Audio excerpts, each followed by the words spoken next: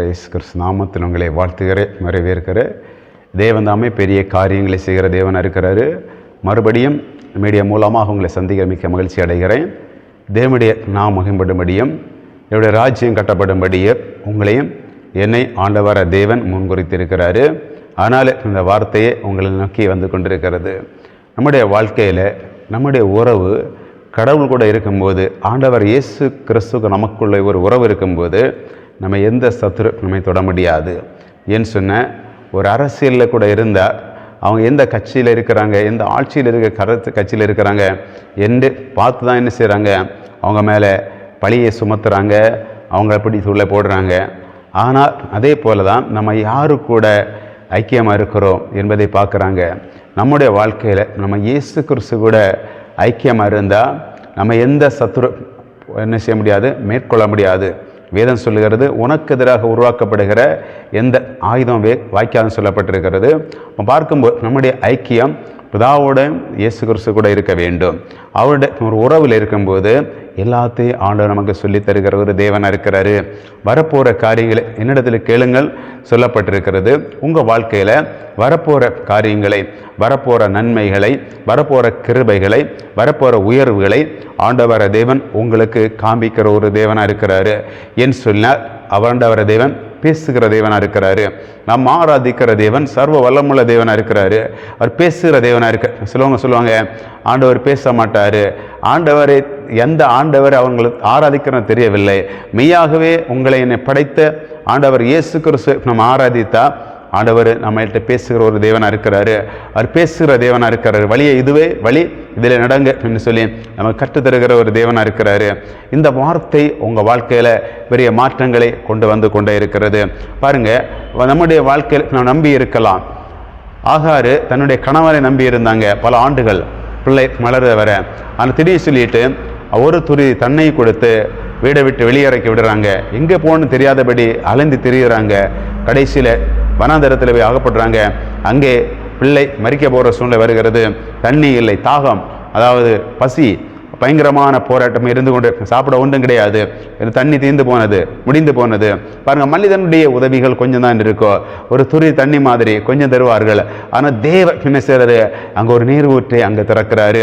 நீரூற்றை திறக்கிறார். கடவுளுடைய உறவில் பாருங்கள், ஒரு மனுஷனை நம்பி அந்த மனுஷன் கைவிட்ட மாத்திரத்தில் நம்ம என்ன செய்கிறோம், ஐயோ இவங்களை நம்பி தான் இந்த பிஸ்னஸ் ஆரம்பித்தேன், இவங்க நம்பி தான் தொழில் ஆரம்பித்தேன், இவங்களை நம்பி தான் என்னுடைய பிள்ளை படிக்க வைத்தேன், அவங்க உதவி செய்யாமல் போனார்களே, இவங்களை நம்பி தான் இந்த காரியங்களை நான் கால் வைத்தேன், இப்பொழுது அவங்க உதவி செய்யவில்லையே என்று இருக்கலாம். அந்த ஆகார் பாருங்க, அங்கே ஆபிரகாமை நம்பி தான் அவன் வாழ்ந்து கொண்டிருக்கிறாங்க. திடீர் வாழ்க்கையில் என்ன செய்கிறது, நம்பி இருந்த ஆபிரகாமை அவரை கைவிடும் போது என்ன செய்ய முடியும், யாருமே கிடையாது. பாருங்க, திக்கற்ற வேலை விதைவில் விசாரிக்கிற ஒரு தேவன் இருக்கிறாரு.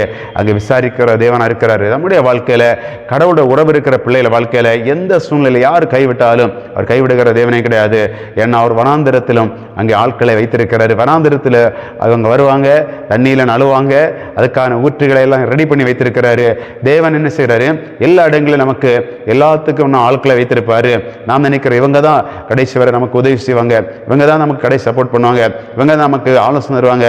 கடைசி காலங்கள் மாறும்போது நம்முடைய வாழ்க்கையிலும் பல மாற்றங்களை ஆண்டவர் தருகிற ஒரு தேவனாக இருக்கிறாரு. ஆரம்பத்தில் ஆண்டவரை என்ன செய்கிறோம், ஆராதிக்கிறோம். அது ஒரு ஆராதனை. வளர வளர அவர் ஆராதிக்கிற ஆராதனையும் ஆண்டவர் மேலே வைக்கிற விசுவாசங்கள், நம்பிக்கையும் வித்தியாசமாக போய் கொண்டிருக்கும். உங்கள் வாழ்க்கையிலும் அப்படிப்பட்ட வித்தியாசமான ஒரு ஆராதனை, வித்தியாசமான ஒரு அனுபவத்தை, வித்தியாசமான கடவுளுக்கு உங்களுக்குள்ள உறவுகளை ஆண்டவர் மேம்படுத்தி கொண்டிருக்கிறாரு. நீங்கள் வளர வளர வளர அவங்க வாழ்க்கையில் ஆண்டவருக்கு உங்களுக்கு இருக்கிற வளர்ச்சி வளர்ந்து கொண்டே தான் இருக்கிறது. நீங்கள் நினைக்கிறீங்க நான் வளர வளர ஆன்மீகத்தில் குறைந்து தானே போகிறேன். இல்லவே இல்லை, நீங்கள் வளர்ந்து கொண்டே இருக்கிறீங்க. ஏதோ ஒரு பகுதியில் நீங்கள் வளர்ந்து கொண்டே இருக்கிறீங்க.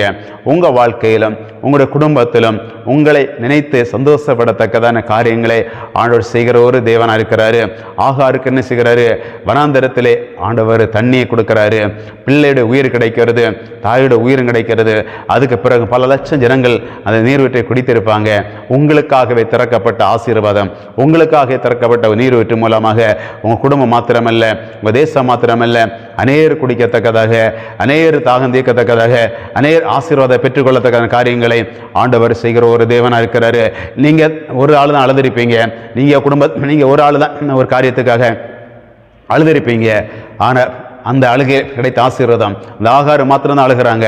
அந்த லட்ச ஜனங்கள் பிறகு அந்த தண்ணியை குடித்திருக்கலாம். இன்றைக்கி சில வேளை யாருக்கு தெரியும், குடித்து கொண்டே இருக்கலாம்.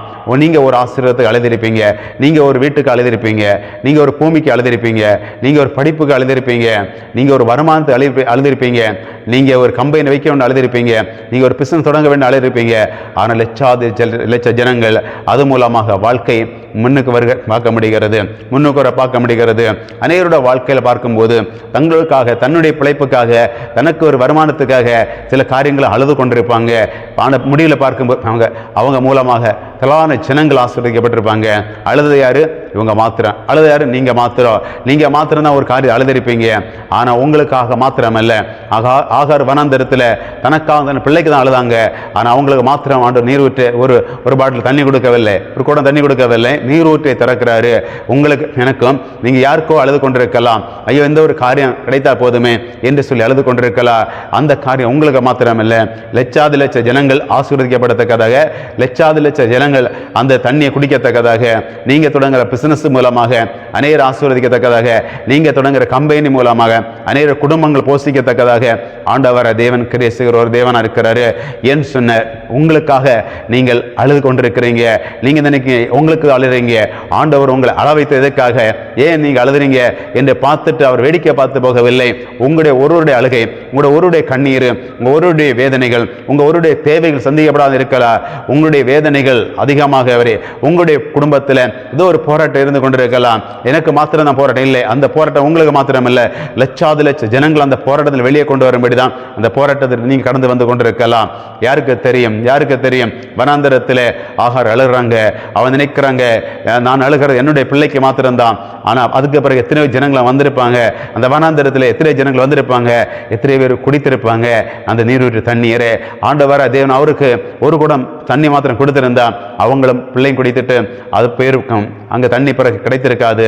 ஆனால் நீரூற்றை கொடுக்கிறாரு.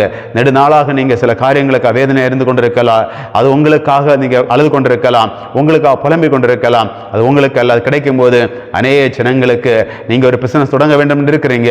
அந்த பிசினஸ் உங்களுக்கு குடும்பத்துக்கு மாத்திரமல்ல, அநேக ஜனங்களுக்கு வேலை கொடுக்க முடியும், அநேக ஜனங்கள் அதில் ஆசீர்வதிக்கப்பட முடியும். அதை ஆண்டவர் தருகிற ஒரு தேவனா இருக்கிறாரு. நீங்கள் எதை செய்தால், நீங்கள் படிக்கிற சில படிப்பு எனக்கு என்னுடைய குடும்பத்துக்கு வாழ்வாதாரத்துக்கு படிக்கிறேன் இருக்கலாம், இல்லை அநேகருக்கு அந்த படிப்பு பிரயோஜனப்படத்தக்கதாக லட்ச ஜனங்கள் அந்த படிப்பின் மூலமாக ஆசீர்வாதம் பெறத்தக்கதாக காரியங்களை ஆண்டவர் செய்கிற ஒரு தேவனா இருக்கிறாரு. இந்த வார்த்தை மூலமாக ஆண்டவர் உங்களை ஆசீர்வதித்துக் கொண்டிருக்கிறாரு, உங்களுக்கு ஆண்டவர் நன்மை தந்து கொண்டிருக்கிறாரு. நீங்கள் பலுகி பெருகத்தக்கதான காரியங்களை தேவன் செய்கிற ஒரு தேவனா இருக்கிறாரு. பரிசுத்த போற ஊழியத்தை செபித்துக் கொள்ளுங்கள், அறிமுகப்படுத்தி வைங்க. அதாவது ஊழியத்தை சப்போர்ட் பண்ணலாம், ஊழியத்துக்கு அதாவது அநேகருக்கு நீங்கள் சொல்லி ஊழியத்துக்காக ஜெபித்து கொண்டே இருங்க, அநேகருக்கு அறிமுகப்படுத்தி கொண்டே இருங்க, ஷேர் பண்ணுங்க, கமெண்ட் பண்ணுங்க, உங்களுக்கு கிடைத்த ஆசீர்வாதங்களை பகிர்ந்து கொள்ளுங்க. நீ என்ன சூழ்நிலை இருந்தாலும் நீங்கள் அதில் வெளியே வர போறீங்க.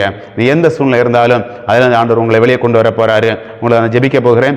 ஆண்டவர் தேவனே உமக்கு நன்றி செலுத்துகிறோம். பார்க்குற ஒவ்வொரு வாழ்க்கையிலோ ஆசீர்வாதத்தை நன்மைகளை நீங்கள் கொடுக்குற மேலான கிருபை நன்றி செலுத்துகிறோம்.